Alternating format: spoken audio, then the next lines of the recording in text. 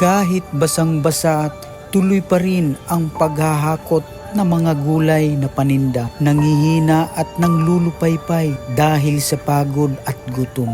Tinitiis ang lahat para makatulong at masuportahan ang ina niya na may kanser. Mga kapatid na may karamdaman, siya ang kargador na may autistic, nakakahanga, mabait at masipag. Ito ang kwento ng kargador ng Tagum City.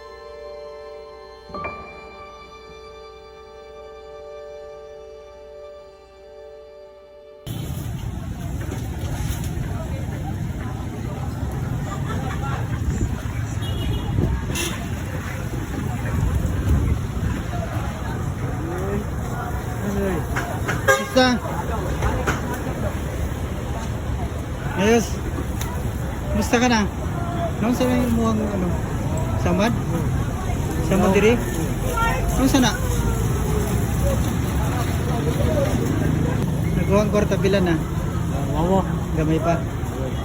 Gamay pa no? Taud-taud ka pa maguli. Oh, gamay pa yung kwarta no? Kaya mga kabisag no? Ito pala si Kuya, ito pala pang may sakit na autistic. Maghahanap buhay pa rin po siya kahit ulan panahon dahil sa yun, para sa pambuhay sa kanyang mama na may sakit, na may breast cancer po.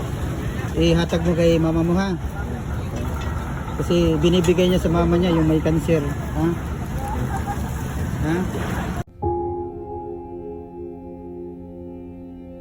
Napakabait nitong tao na to. Naghahanap buhay pa rin para sa mama niya no. Kumusta yung mama? Naigit mo mama mo. Oh. Kumusta yung adire? Oh, naisamad ano? Naisamad. Nanginginig lang ka mo to. Gitog na una ka.